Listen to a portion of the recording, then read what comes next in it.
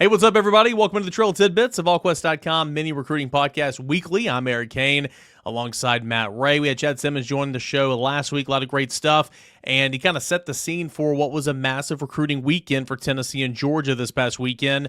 Let's not talk about the game. Let's talk about the guys who were in attendance for the game, Matt Ray. First, let's start on the edge.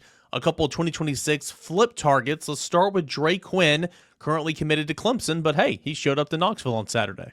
Yeah, no, Eric, we talked about this on the board. We talked about this here. I talked about this with Josh Newberg. This is one of those weekends where you just don't know who is going to show up. Tennessee quietly been working at Dre Quinn for some time. He's obviously continued to listen. He showed up on campus yesterday and had a really good time. I think Tennessee had a really good visit with him. I think he's continued to connect with multiple people on the staff. With Lavorne Harbin, Coach Chop leading the way. I think Tennessee picked some momentum up here in this race, and we'll see what happens when a Clemson commit generally visits somewhere. It's pretty typically frowned upon, and when you look at it historically, we'll see kind of how they handle Dre Quinn visiting Tennessee. But I think Tennessee has a really good shot to get him back, and that's the next step in the process. We'll see who else emerges in this thing. If he opens things back up or, just continues to look around. I think Texas is a program worth keeping an eye on. I think they have continued to recruit him as well in talking to some folks. So I think Tennessee, Texas, and obviously Clemson's, going to continue to be a factor. But I think Tennessee getting Dre Quinn to campus yesterday was really big and tells you a lot about where he's at right now and the interest that he has in Tennessee. We will stay at the same position, but let's go back a class, or let's go up a class, however you want to phrase that, up, back, whatever. Let's go to the 2027 class, shall we? Chris Whitehead, really talented player, 6'4", 230, Lloyd C. Byrd High School in the state of Virginia. He was on campus, and when you talk about some of those premier prospects in the class of 27, boy, they don't get much higher than Chris. Whitehead rivals industry ranking 25th overall prospect in the class. Yeah, he's a dude. That's just the only way that you can say it. He is a dude. He's a guy that is really, really explosive in getting after the passer. He's been impressed by Tennessee since the summer. Tennessee's been cultivating a relationship here with him. He was in town last fall for the Alabama game, and he told me last night, he said that set the bar. The Alabama game set the bar up here for Tennessee, and he said they're still right here. His relationship with Lavorne Harbin, in my opinion, at this stage is the best in the recruiting process for him. Coach Chop's recruited his entire family. Tennessee also offered his younger brother at camp over the summer. I think that they have done a really good job of making Chris Whitehead a priority. He said that this visit really helped the Vols, helped their chances a lot. He was really impressed by what he saw from Caleb Herring and Josh Josephs. And we talked about this after the game on Saturday in our post-game mini-pod. Josh Josephs made some money on Saturday night, and Caleb Herring called next. That's just what it was. And I think he saw even more of how he can fit in, a guy that's got a really explosive first step and can bend around the edge and has really paid close attention to what Tennessee's been able to do with developing guys in that edge room like James Pierce, like Josh Josephs, Byron Young. He's paid a lot of attention to that. Ohio State, I think, is another program to watch early for him.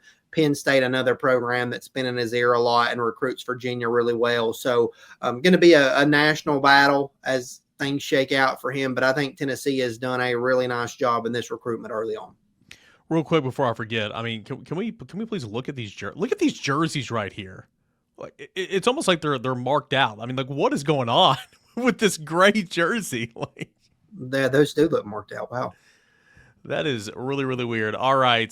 Chris Whitehead, obviously one of the better guys in the state of Virginia. And, of course, one of those guys that Tennessee is in on for the class of 2027. And you're right. It was Joshua Josephs that made some money. It was Caleb Herring that said, I'm up next. And, hey, don't forget about Jordan Ross. Jordan Ross played 30 snaps. I thought he played really well, man. And that's good. That's big for him. Remember back in spring over the summer, Coach Chop and Ronnie Gardner pretty much said, hey, he's got to grow up. And it's not that he's a bad kid. It's just he's a young kid. And you got to grow up and learn how to be a Southeastern Conference football player. He looked like one the other day. I was impressed. Again, we're not talking about the game, but I am. I was really impressed with the Leos. I was impressed with Weathersby and West on the strong side defensive end. I thought the edge players for Tennessee looked really, really good.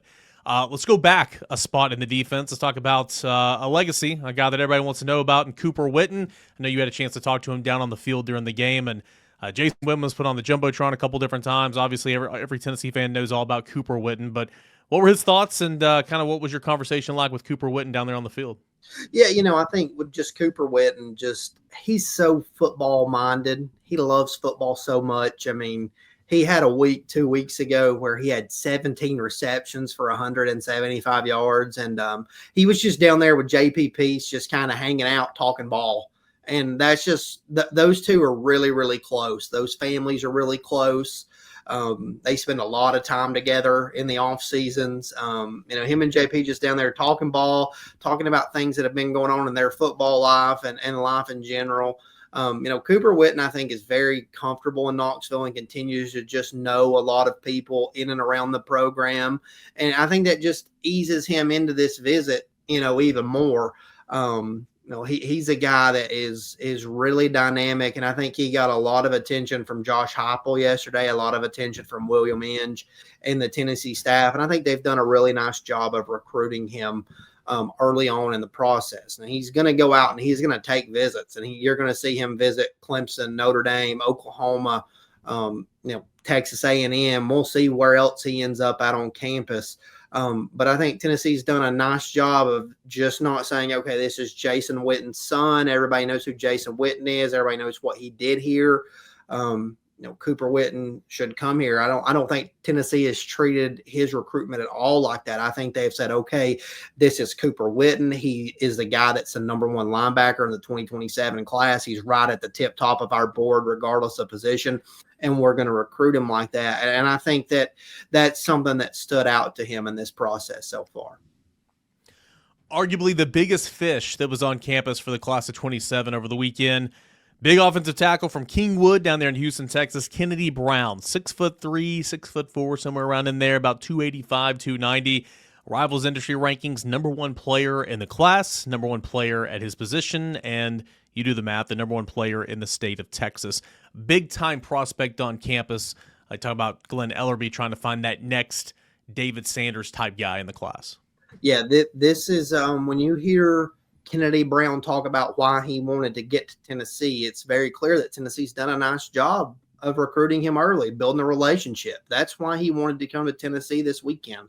Yeah, he wanted to come take in a big game, but he said as much that Tennessee's relationship, their consistency since they've been able to communicate with me directly, made me want to get to campus. And I think Tennessee had a really productive visit with him. I think watching him in pregame, just kind of seeing how everything was, watching him take in Neyland Stadium and watching it fill in, I think he was maybe a little bit surprised at how big it was, how loud it was.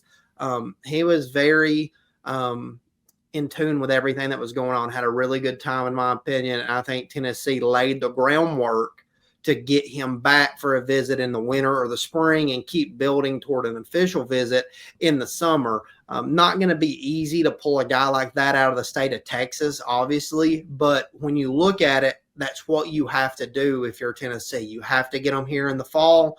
You have to show well. They did that. Despite the loss, he saw a lot of things that he liked. The environment was still second to none. He saw a lot from the offensive line that he really liked and enjoyed, I believe, how he could fit into that. And now if you're Tennessee, you've got to keep stacking those visits. Matt, kind of out the door here. Anybody else from over the weekend that you want to highlight? I know you put up a lot of good stuff over on the website during Saturday. There's some pictures, pregame, hype meet with some of the guys, some of the bigger names. Over there at Volquest.com. Of course, you and Austin Price did a stand-up on the field after the game, kind of recapping a little bit more of the weekend. But anything else, anything big in the days that followed the visits from this past weekend, Tennessee and Georgia recruiting weekend? Well, yeah, I mean, look, anytime you get that guy right there in town, it's big. I mean, that's Tristan Keyes, number one wide receiver in the class, a guy that says he's going to be here for every big game in Neyland this fall. And I think if you were Tennessee, you've been selling him on where this offense is going. You flipped his commitment, and boy, howdy. On Saturday night, he saw where this offense is going. Yeah. It lined up for him as Tennessee hit deep shots down the field, hit passes across the middle, drug guys across formations. I think things went really well with Tristan Keys this weekend. Like I said, he'll be back in town. He says for every big game this fall. Obviously, Faison Brandon in town. It's always good to get him back to campus as well and allow him to be around some guys and recruit some guys. One of the guys there, Kenny Simon, Vol Legacy prospect as well, out at Brentwood Academy. Right now playing football, caught up with him after the visit. This visit went very well. He's been around the Tennessee program a lot. His dad was on staff for multiple years, and he's seen Tennessee football at a high, and he's seen Tennessee football at lows. And, this visit here, he told me, was one of the best environments that he thought he had seen since Lane Kiffin came back to Knoxville for the first time since leaving. He felt like this environment was loud and rowdy, and he had a really good time, and feels like Tennessee's right, near the top of that recruitment right now, as he's built a really, really good relationship with William Inge and the Tennessee staff. But I think he had a good time this weekend being around a lot of guys that he knows, and it's an interesting 2027 class with some of these Vol legacies that are in there. JP Peace, Cooper Whitten, Kenny Simon, 4-star offensive lineman out of Virginia who wasn't in town this weekend, but will be in town for the Oklahoma game, Carter Jones. He's a Vol legacy. His mom went to school in Knoxville, was an athlete during her time. So I think that's very interesting for the 2027 class for Tennessee.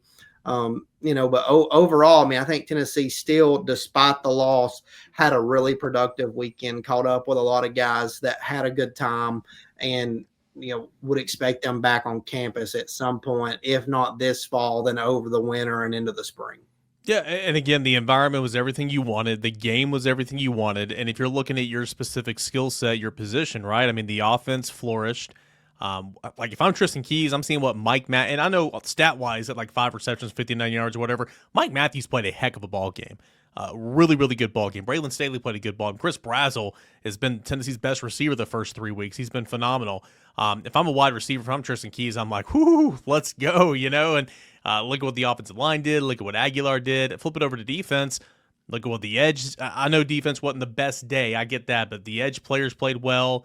If you're a defensive tackle, you're like, boy, they need me. They need more of me right now, right? If you're a linebacker saying I could help out right now, you're seeing Ty Redmond out there starting in games like this as a true freshman. It's like, man, that could be me.